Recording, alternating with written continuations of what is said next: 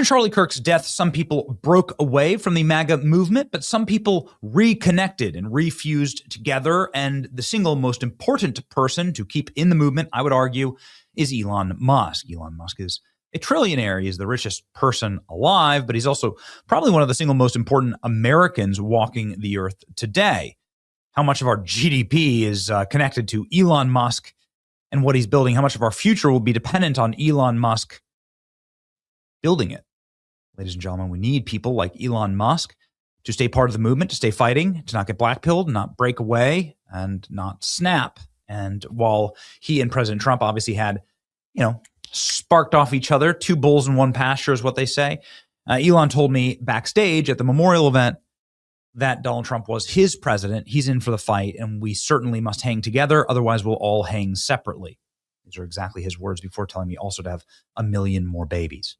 The band is back together. Donald Trump then invited Elon to go to China with him. Elon had a great time in China. Indeed, we must hang together, or most assuredly we will hang separately, says Elon's friend David Sachs. Forgive us our trespasses as we forgive those who trespass against us, says Elon, as he comes in to make amends. And what is he going to do?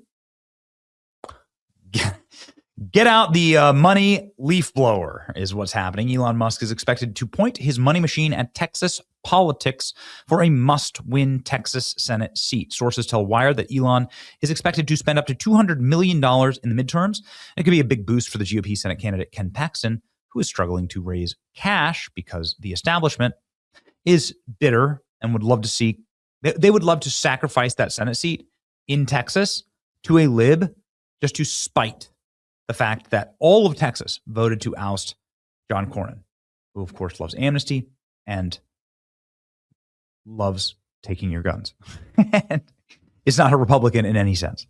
Elon Musk is expected to spend big to boost Republicans in the midterm in November, according to Trump officials briefed on the matter. The precise amount could change, but the officials expect Musk to spend around $100 million to $200 million with a focus on voter turnout in key races, including Texas, where the fate of the Republican nominee Ken Paxton could determine the control of the Senate. The planned cash injection or any kind of contribution relating to voter turnout would be a boon for Paxton, who has been vastly outraised. John Cornyn spent $100 million Republican dollars just to lose every single county in Texas, except for one. The latest FCC filings show James Talarico has raised $69 million compared to Paxton's $9 million.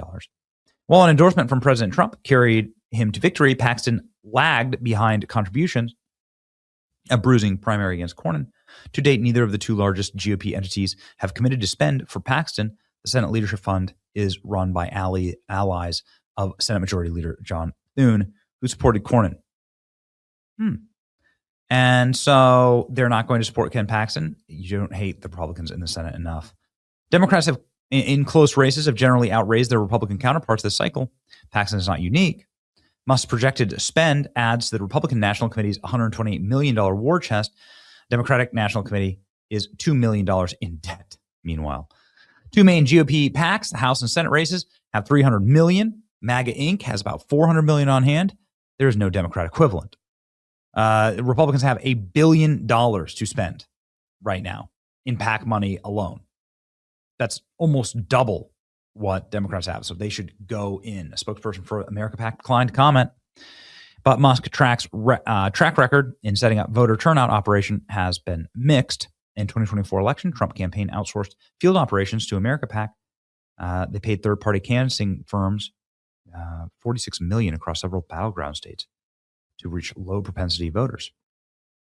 In the end, Trump swept all the battleground states. So seems pretty impressive work there. And Elon Musk spending $200 million is a huge game changer. Obviously, I'd love to see Elon Musk back at the White House, back in the big. Words can't describe how thankful we are for Elon up against the Democrat dark money machine and illegal balloting, obviously. What will America PAC focus on? Alaska, Iowa, Maine, Michigan, Ohio, and now Texas, North Carolina, and Georgia. Elon Musk fixing it. Obviously, there is a real problem in Texas. We were just in Texas. And They need to save that. You got to save that state. Texas is the vanguard, and the left has been wanting to flip Texas. They think that this could be the year. They always think this could be the year. Just a reminder that Elon Musk is nearing George Soros level of spending.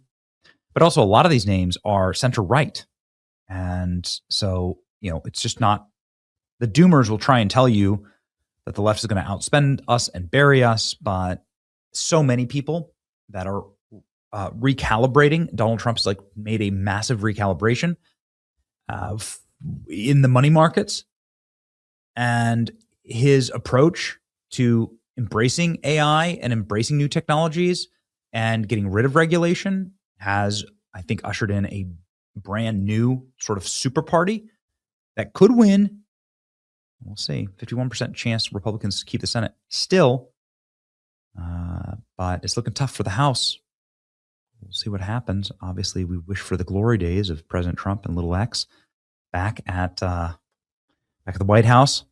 As much as Elon Musk can do, we'll never be able to repay him for liberating free speech and turning the tide. Elon Musk buying Twitter was the single most important purchase in American history, I think, since the first shots of the Revolutionary War. And we would love to see shots like this again at the White House. Here's Elon in a recent interview talking about how critical it is to save Western civilization and free speech, and how this is going to be a passion project for the rest of his life, as the British reporter seethes. There you go. Man who puts his money where his mouth is. It's refreshing. You support not just the populist right, but the far right. In fact, very fringe parties in some countries. No, I support the normal people. Okay. What you call the far right, falsely. You think is the normal person. Okay. Yes. Literally, you could go back 10 or 15 years, and these policies were completely normal. In fact, one of the tricks that I think is funny. One of the things that's quite funny is to take a speech from Obama and Hillary, and then go to someone and say, who's sort of on the sort of what I call the lunatic left, and say, what do you think of the speech by Trump? I'm like, oh wow, he's the worst person ever. Actually, that was a speech by Obama, or actually, that was a speech by Hillary. I agree. No, I agree that the center of gravity in this country has shifted. Certainly, the Democratic Party has shifted to the left. But that's not what I'm talking about. I'm talking about people like Rupert Lowe. I'm talking about people. It's actually just normal people. It's just normal people. It's just normal people. And and here are the principles. And tell me which of these sound terrible. That we should have secure borders. That we should have safe cities. That we should have sensible spending. Which of those three are far right fringe? And I would like to just admonish you and the media for the absurd characterization of the far right. It is false and misleading and nonsense. Please keep this part in. We'll keep all of this in, but let me don't cut this part. Let me push back on that. Let me push back on that because you have nonsense. Yeah, Elon, you have close to 250 million followers on X. Yeah, you say things like, popular guy. Quote, civil war in Britain is inevitable. Just a question of when. On the current trends, yes. I mean, when were you last in the UK? A few years ago. Exactly. So I live there. I'm there the whole time. That is nonsense. You live a cloistered existence. No, I don't, actually. And the numbers also disprove what you say. What numbers? All the numbers about crime. London is a much safer city than any city in the United States. Violent crime in the UK is not where you think it is. In fact, it's coming down. You have painted, and because you have so many followers, so many Americans believe it, a kind of view that Europe and the UK are kind of, overrun with terrifying Muslim immigrants. There's rape on every corner. There's a sort of civilizational destruction. I haven't said any of those things. If you have a large and rapidly growing group of people whose beliefs are antithetical to Western beliefs, at some point there will be a reckoning. That they will try to implement their views, and those who oppose it will oppose it, and that's what you call civil war. And obviously, this is the trend. And you absolutely do live in a cloistered existence. And if you'd like, we can go on a tour of Britain. Sure. I'd be very happy to come on a tour of Britain. And you will see you for yourself. You come see my country that I live in all the time, and you haven't been to a few years ago. I've been there